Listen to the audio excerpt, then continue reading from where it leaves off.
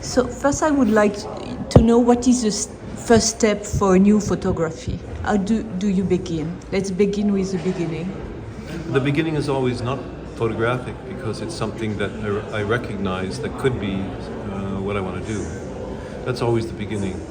And those are, as I said downstairs, those are unpredictable. I can never know when something is going to affect me such that I want to do something with it. I have no plans. Yes, but for example, the one about the Invisible Man, which is for me, it's your masterpiece, absolute masterpiece. How did it begin? By reading that book one day. I had read the book 20, 30 years before, and then, of course, hadn't for many years. A friend of mine was talking about it, and I thought, I'll have another look, because it had been a long time. So I just started reading the book, and the incident or the scene you see is described in the very beginning of the book in the prologue.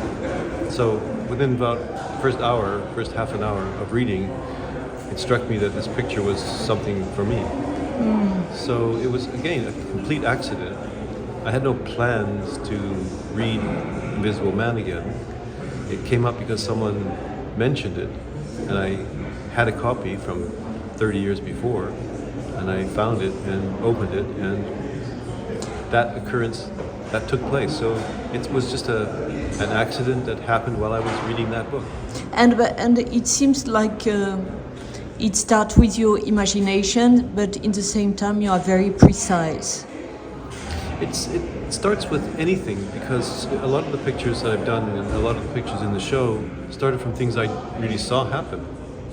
And so there's nothing imaginary about them. They were things that really did happen that I didn't photograph. But what about the precision in the photo itself? When I start working, I have to work toward what I feel I'm trying to do. I don't even know for sure what that is. I'm working towards something that I'm hoping will result in a picture I'm going to be able to enjoy. Yeah, or to approve of, so that I can exhibit it. But because the starting points are different, there's no known first or second step, because it's the starting point that causes the first step to happen, and the first step causes the second one, and so on and so on. It's like a sculpture, in fact. It's plastic in that it changes as you work on it. That's right. I mean, I work on it and then it evolves, and I have to work on it in a different way, and it evolves, and I have to add something and it evolves. So I don't see my working process as different from any other artist. It's just in a different medium, but it has the same sort of plastic, art plastique, making things. It's making things. And one of the feeling about what you do. I didn't hear you. Sorry. One of the feeling about what you do when one look at it is about solitude, loneliness. I think there's some pictures like that. Not a lot, no? I haven't counted, but it could be. It's not. I have no intention for that to happen, and if it does happen, it's unintentional. And if it keeps happening, because if you're noticing it happening over and over again, that's also unintentional. I really try to not think about what I've done previously and do it again or do a variation. I try not to do that. So if the same sorts of things keep appealing to me, I guess that means something. But I'm not that interested in knowing what it is, because I feel like if I know what it is, I won't be able to do it anymore. Yes. You need to keep on being kind of genuine. I just don't want to know too much, because it's very easy to deceive yourself that you know what you're doing. And I don't think that's very interesting artistically to know what you're doing. But when you are here, you see it's kind of a retrospective, and you see all what you have done, and you hang all what you have done. Mm-hmm. So what's your feeling about all that? It's, because I work on my pictures so much one at a time, and I'm completely devoted to the one I'm working on, and I don't want that one to be like another one. I don't think about the other ones. And I think about the other ones when I'm not working. When I'm working on a new picture, I'm not interested in the other ones. Once in a while, I might think, I solved this problem 10 years ago in this way, maybe it's a similar problem, maybe I can do it similarly, but that never does, it's always different. So when you see them in an exhibition together, it's really the opposite of the singularity that's what is the situation mostly for me, is focused on that one thing. So here they're all together, and I start seeing connections between them, and resonances and affinities and repetitions, which I didn't really think about. So an exhibition for me is very interesting because it's almost like I've been writing a novel, I didn't know it. These are all the chapters. These are some of the chapters of the book I've been writing I was writing it. And you like this novel, the Beyeler novel? The ones here? Yeah. I don't know, I'm still looking at it. I have to say that I wouldn't exhibit any of these pictures if I didn't approve of them. Yes. Approve of them doesn't always mean admiring them. It means accepting that they have reached a certain standard for me. And I guess that's a positive judgment. But I try to keep it as objective as I can. So these pictures have all sort of passed the test, and I'm quite happy with them in general. What the ensemble is, I'm still, experiencing it myself. And in a way, it looks like you are more inspired by literature than by paintings. I'm inspired by anything. I mean, I've always been a reader since I was a small boy, and I'm a novel reading person. I'm a reader, and I've learned a lot from all the things I've read. Of course, the first thing I learned was that I can't write, so that was good to know. Really? No, I'm not a writer. I mean, if you read good writing, you know you can't do that. And what about the painter? But painting, I mean, I was a painter when I was young, so I have a different relationship to that. I was never a writer. But you didn't like what you painted? No, I liked it, but I was deflected from painting very early on in my life by photography. And if I really wanted to be a painter, I would be one.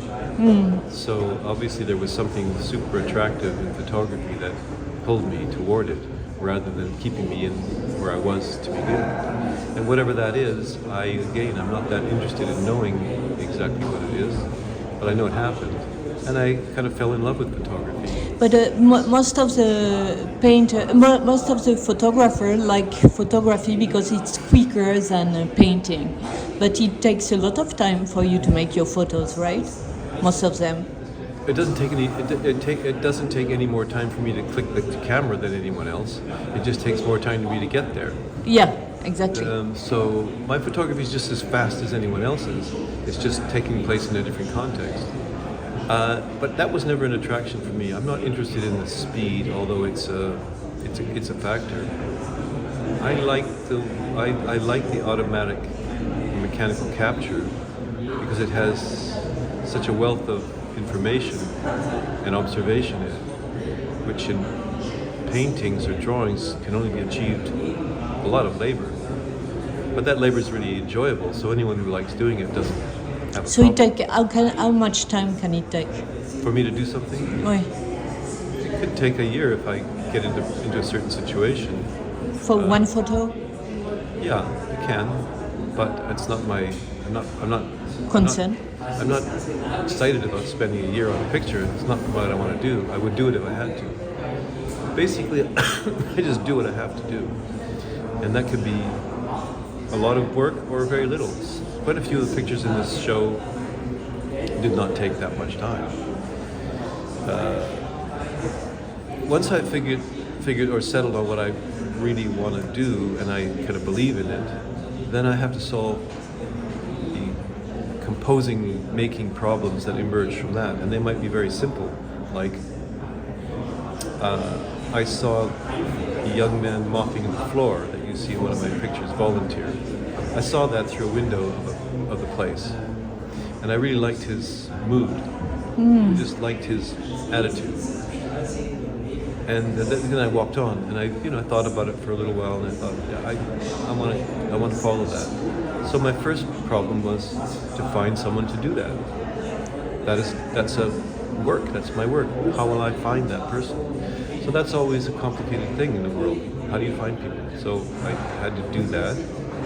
An actor? No. A friend? No, I can't even really remember who he is right now. It's a long time ago, but I found him somehow, and I really don't remember how.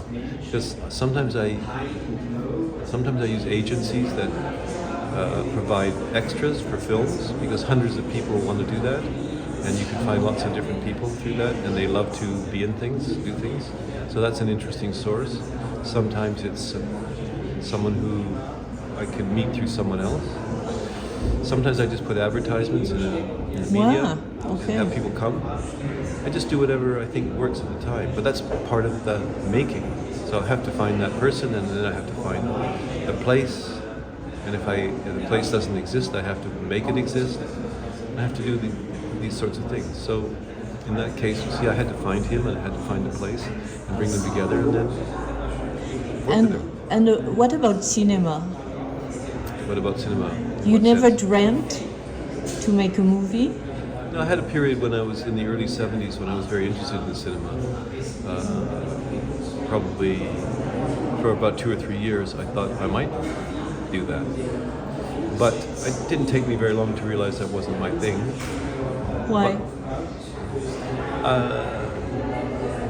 I like still non-moving images better for myself.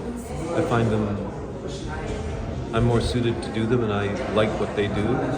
I like their freedom from having to tell a story. I like the freedom from having to take up your time. You don't have to spend time in front of the picture. You can see it in a glance. And I think that freedom that's for me. But and they don't talk. They don't talk. Which is a freedom, no? All of those things are freedom. But what I learned was that there's a certain kind of writing that leads to pictures. In the movies and cinema, it's called a scenario. And that scenario is basically a writing of pictures. And I learned that there is that kind of writing. And then I learned that I shouldn't do that kind of writing. But nevertheless, I have a relation to that kind of writing, which is I don't do it. And that's how I make my pictures, by not doing that writing. But I know it exists. It looks like it could be the next step, because it's a frozen image. You mean the next step for me? The next step that will never happen. It will never happen. Yeah, cinema. Not for me. And what is your next dream?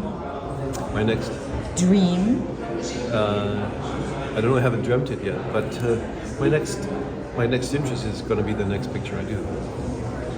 And you are working on some, you are dreaming about some now, you said. I'm thinking about some things. I mean, certain things have emerged that I might follow up on. And you still live in Vancouver? Primarily we live in Vancouver. We also have a place in Los Angeles, and I've done quite a lot of pictures there in the last 10 years or so. And what is your relation to, did you have a relation with Rodney Graham? Rodney was one of my old friends. I knew him for 50 years. Of course. And you were in dialogue? Yeah, very much so. Yeah, I could imagine that. I interviewed him, and for me it was obvious. Yeah, we had a very intense dialogue for about 20 years, and then we sort of had a less of a dialogue because we both were more mature and didn't need it so much. Yeah, it was, of course, horribly sad that Rodney didn't get older. Merci beaucoup. All right, you're welcome. Thanks for